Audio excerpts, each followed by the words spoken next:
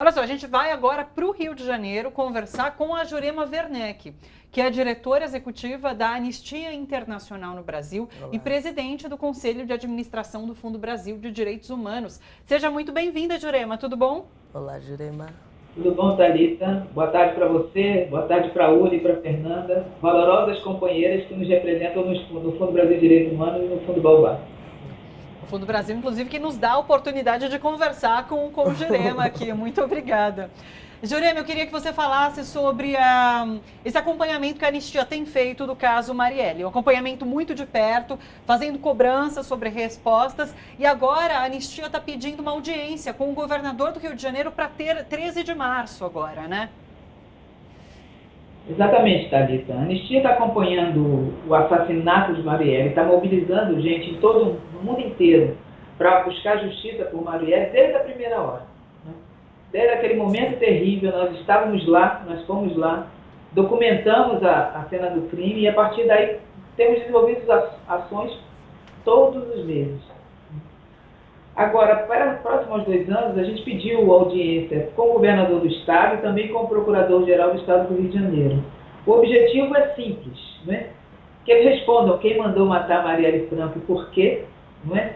E que também assumam o seu dever de transparência, de contar para a sociedade o que tem feito, que barreiras tem enfrentado e que soluções eles têm encontrado para chegar a uma resposta. 2 anos é muito tempo, é tempo demais, na verdade, para fazer justiça. E nós temos dito que trazer justiça para Marielle é uma oportunidade para quem se engajou na luta por justiça, é uma oportunidade para a família, para dar um passo adiante, mas é uma oportunidade para o Brasil também. O Brasil é um dos países do mundo onde se mais matam defensores e defensoras de direitos humanos, gente que luta. Não é? Nós, o México, estamos na posição número 2, porque quem está na posição número 1 é a Colômbia. E é muito trágico.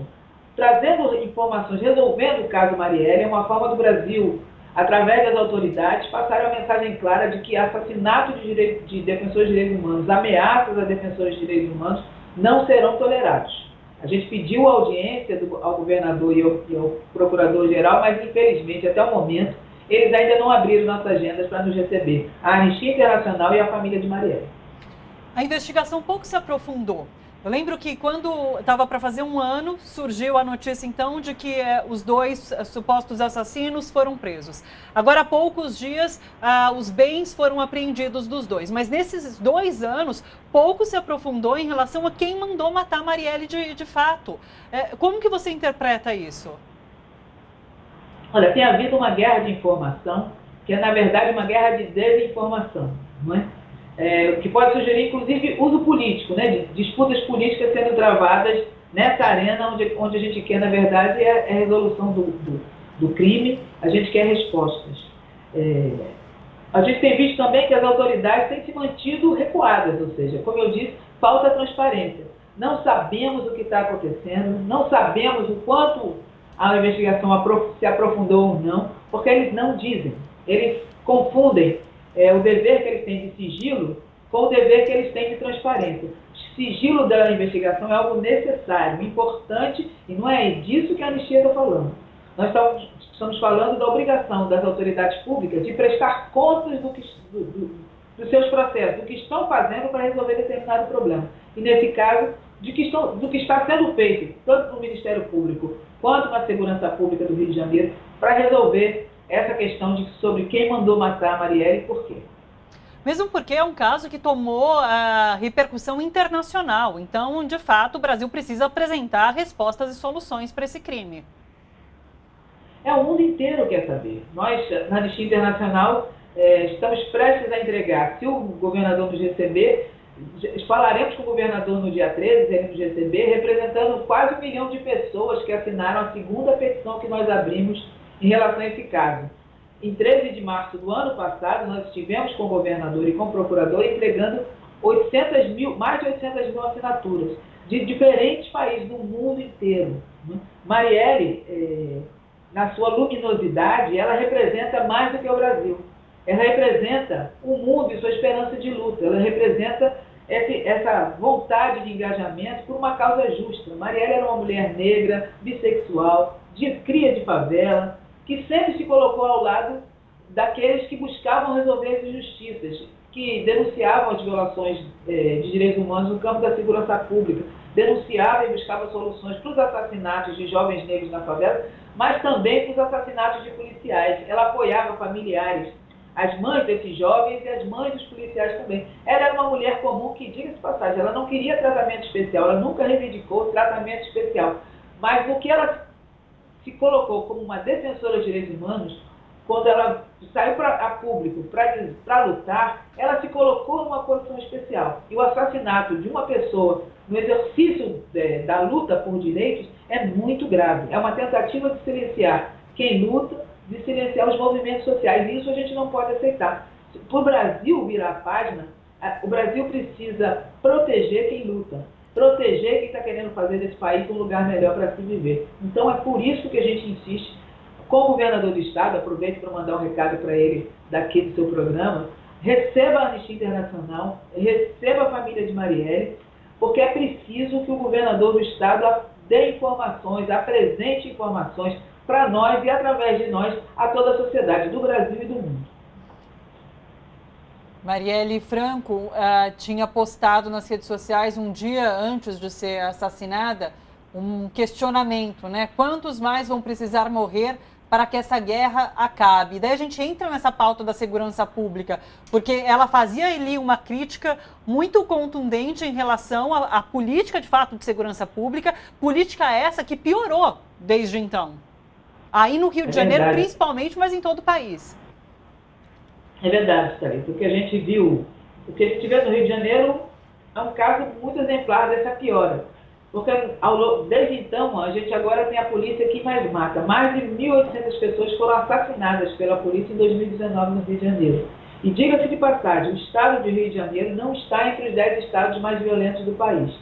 Um estudo do Ministério Público mostrou que não apenas não estamos entre os 10 estados mais violentos, mas essas mortes produzidas pela polícia não tiveram nenhuma relação com as taxas de homicídios na localidade e nem influenciaram a redução nem o aumento.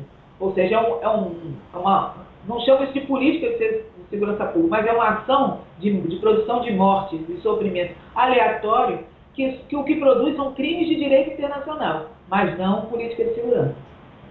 Você ontem publicou na Folha de São Paulo um texto em parceria, inclusive com a Aniele Franco, irmã da Marielle, e o título é Mulher, como inúmeras brasileiras, Marielle sobrevivem apesar de violências e assédios.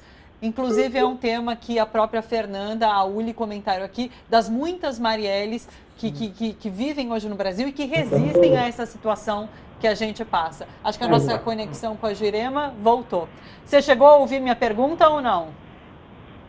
Só parcialmente. Você estava falando do artigo que nós publicamos ontem na Folha de São Paulo. Exatamente, falando sobre essas várias Marielles que vivem aqui no Brasil e que na verdade, sobrevivem apesar das violências e assédios. E ontem foi um dia muito importante para tocar em todos esses pontos. Exatamente. O 8 de março é um dia internacional de luta pelos direitos das mulheres.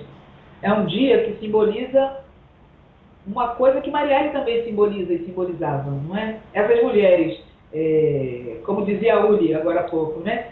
Anônimas em muitos casos, uma parte delas vão ser apoiadas, felizmente, pelo Fundo Baobá agora, né? Mas a grande parte a gente nem vê, não sabe onde elas estão, mas elas estão fazendo coisas nas suas comunidades, para as suas comunidades, tornando essas comunidades lugares melhores, lugares capazes de abrir espaço para algum nível de liberdade, para a educação, para a saúde, para a cultura, para a religiosidade. Isso tem sido, construir esse Brasil, construir comunidades num país tão desigual como o nosso, precisa de ação local. E tem sido principalmente as mulheres, e as mulheres negras que têm feito isso. Marielle simboliza isso, e a sua história ajuda a iluminar um pouco mais essas mulheres.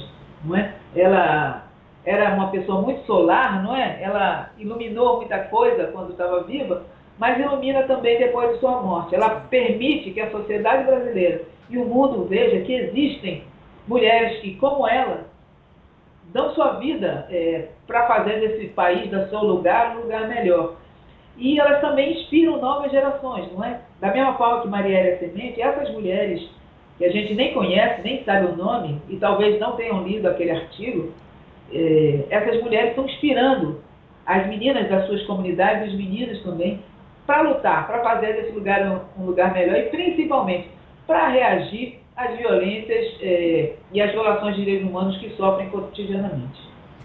A gente conversava aqui no ano passado, inclusive com o Fundo Brasil, num dos programas, sobre a força da população de reagir frente a tudo isso que está acontecendo e principalmente o que foi dito lá foi que o movimento negro nunca parou de trabalhar nas bases, que o movimento negro sempre esteve nas bases. Então, quando a gente faz crítica de que a esquerda saiu das bases, o movimento negro continuou lá e continua. Exatamente. E daí eu li um texto da própria Anistia Internacional, que é uma frase que eu não vou saber reproduzir da mesma maneira, mas é que no meio da escuridão a gente tem que focar na luz da vela. E essa é a luz da vela, de fato.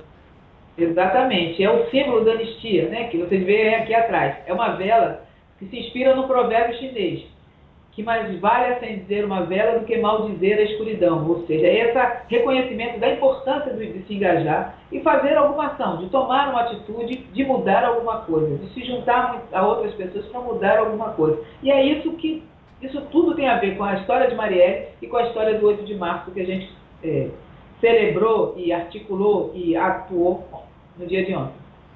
Jurema, a gente vai ficar no aguardo dessa resposta do governador, então, para ver se recebe a anistia.